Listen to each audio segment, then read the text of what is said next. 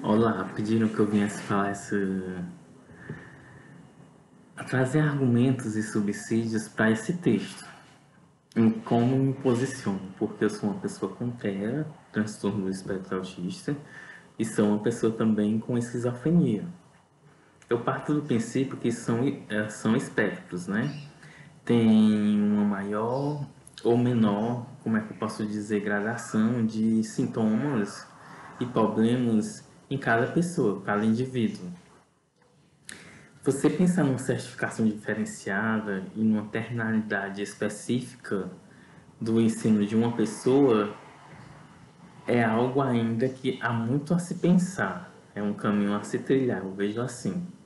Eu posso falar com uma pessoa com deficiência, porque muitas vezes a pessoa quer continuar o ensino, mas de acordo com os médicos ou de acordo com a própria avaliação pedagógica, outras coisas, diz que aquela pessoa está incapacitada, não vai conseguir continuar os estudos. Não está acompanhando o nível da turma, nem da escolaridade da série que ele faz parte na educação básica ou na educação superior, e com isso querem dar para essa pessoa um certificado diferenciado. Eu acredito que se eu tivesse optado por essa opção, tivesse isso na hora de ser implantado, seria um desmérito para todas as vezes que eu estive lá no horário, que eu cumpri prazos, que eu cumpri metas de trabalho, provas, realizei exames como se fosse uma pessoa comum por livre concorrência. Eu não entrei na universidade por cotas de políticas negras, nem por cota de pessoa com deficiência. Eu entrei por livre concorrência, por ampla concorrência. Então seria jogar todo o meu processo de escolarização, que foi muito sofrido, que foi muito diversificado, sim, no lixo. Eu receberia um certificado que atestaria que eu tenho certa dificuldade nisso, comorbidade daquilo, não sei o que, não sei o que, e outras coisas mais, e que seriam prejudiciais a um processo futuro de trabalho ou mesmo de estudos, de dar continuidade a esses estudos. Mas eu não rejeito totalmente essa perspectiva que tem esses documentos que a gente está lendo hoje. Por quê? Porque existem pessoas que realmente não vão avançar. Mas não se deve colocar apenas a culpa na pessoa com deficiência. Também deve se olhar também como é que está sendo esse ensino. Eu posso falar da minha área, né? Então vou falar da língua portuguesa em particular, não da educação matemática, que é o foco do grupo, em especial, né? Geralmente. Mas que apesar de se expandiu para diversas áreas. E eu tento aliar isso sempre ao que eu vejo no grupo em educação matemática. A língua portuguesa é a educação matemática. Se você pegar uma concepção de gramática normativa, ela vai ter principalmente 6 eixos, que vai começar com morfologia, você vai estudar como é que se classifica as palavras e tudo, se organizam, quais os termos, como elas se representam. Sintaxe, que é o estudo das orações. Eu estou falando de uma forma bem leiga e bem simplória. Aí vai ter fonética e fonologia, o estudo dos sons. A semântica, que é o estudo dos significados. E, pasme, uma coisa que é pouco estudada, a pragmática. A pragmática em si é o estudo da utilização da língua em diferentes contextos formais e informais pelo falante. E não é dada essa significância muitas vezes, quando eu vejo aos diversos estudos das outras áreas também não, ao dia a dia, aos saberes que o aluno já traz.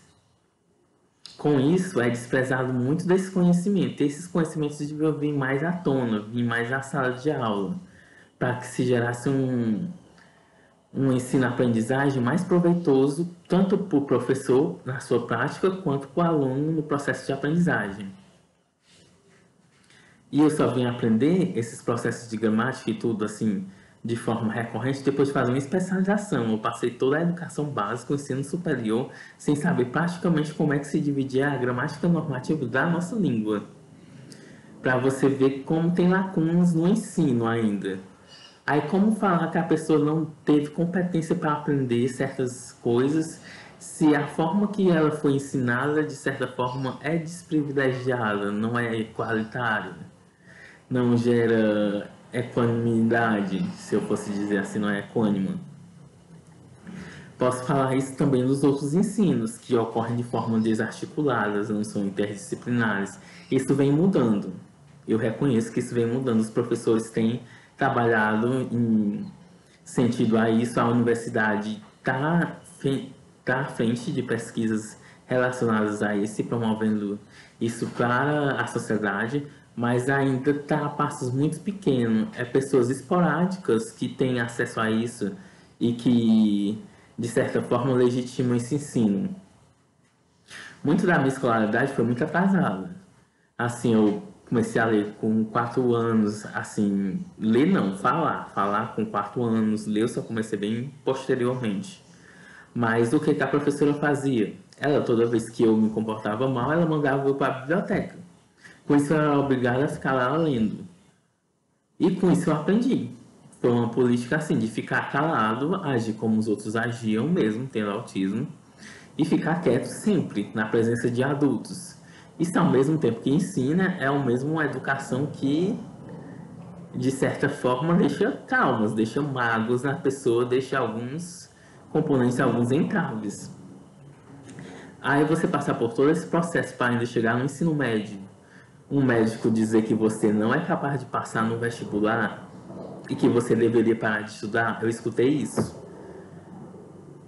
É um processo muito doloroso, sendo que ele não sabia que eu já tinha passado uma vez na universidade. E eu não só passei uma vez, eu passei 4 vezes na universidade, tanto pelo processo tradicional quanto pelo Enem. E para mim entrar na pedagogia foi um sacrifício porque eu vinha de crises da esquizofrenia. E também já possuía autismo nessa época.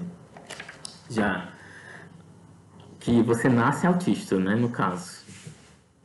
E a esquizofrenia se desenvolve no decorrer da vida. Aí, isso por não ser considerado, às vezes, doenças, né, de acordo com a literatura médica, são distúrbios, porque podem ser tratados com medicamentos também. Acredita-se que a pessoa não passa por comorbidades, mas esses tratamentos só é uma forma de equilibrar a pessoa no tratamento e tentar trazer uma melhoria de vida para ela. Mas ela continua com todos aqueles processos sintomáticos, mesmo com a medicação, só que em menor gradação.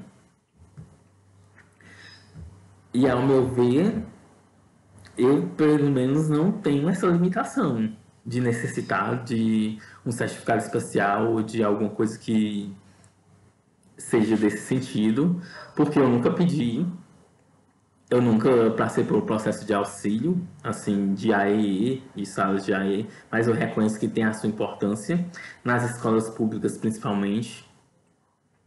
Eu agradeço aos meus pais, principalmente por terem me ajudado muito, e a alguns professores, no processo de dizer, não, isso não está certo, isso você refaça. Refaça de novo essa atividade em casa, copie tudo novamente. Eu copiei tantas vezes certas coisas que já se tornou mecânico, assim. Eu, quando vejo um substantivo, eu sei que era comprado no artigo. Aí eu vejo escritas no ensino superior de pessoas que não são neuroatípicas, que não dominam essas competências, que assim não sabe a estruturação de uma frase, não sabe o que é coordenação e subordinação, não sabe quando crasear e tudo. Como essa pessoa está ali no ensino superior, a mesma que tem deficiência também está com a mesma dificuldade e tem essas mesmas lacunas na escolarização. Por isso deve-se pensar muito ao conferir um certificado diferente para uma pessoa e para outra, que esse certificado muitas vezes é mal visto nas próprias empresas. Várias pessoas criam meios de subsídios que não são éticos, de dizer que tem que cumprir as cotas, mas não cumpre nas suas instituições, né, nas suas empresas e tudo. E com isso essas pessoas não teriam chance de entrar no mercado de trabalho. E eu vejo que já seria uma desproporcionalidade. Eu hoje não estou em sala de aula, eu sinto uma certa dificuldade, comorbidade ao falar em público. Vim aqui fazer essa fala para vocês, está sendo muito difícil, por isso eu preferi gravar. Assumo que está aqui à frente falando e tudo, discutindo sobre um assunto que me toca particularmente, é complicado, é doloroso, é complexo e perpassa toda a escolarização da pessoa. E eu vejo que há muitos espaços ainda de exclusão na sociedade. E que esses certificados seriam em si, sem o consentimento do aluno ou da família, ou entrar em um consenso de ambos, e de toda uma equipe multidisciplinar ou interdisciplinar que estivesse avaliando essa pessoa, um caso também atípico. Porque do mesmo jeito que existem pessoas com altas habilidades que receberam esse certificado, que recebem um Magna Cum Laude, por exemplo, essas outras pessoas receberiam um certificado só que ao contrário, que teria um peso negativo.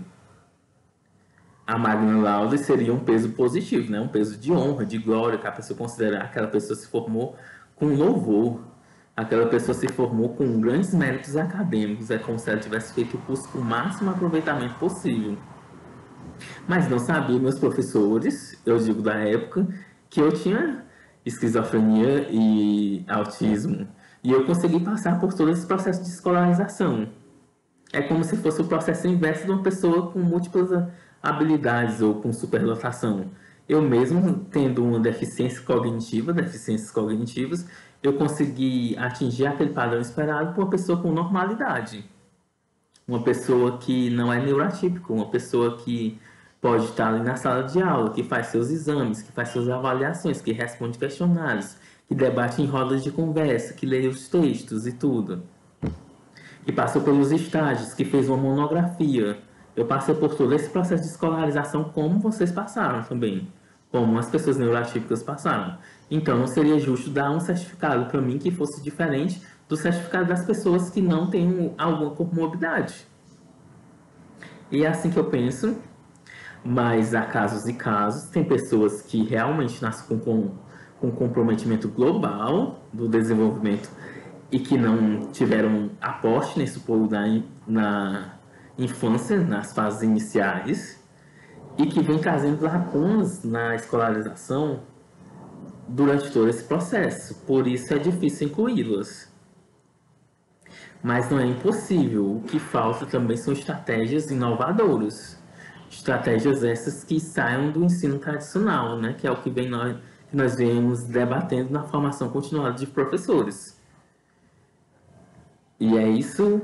Boa tarde. Boa noite, porque vai ser o encontro de 17h30 às 20 horas, né? Se eu não me engano. Então, boa tarde e boa noite, que eu já vou estar falando à noite nesse horário, né? Esse vídeo vai estar sendo passado à noite. E é isso.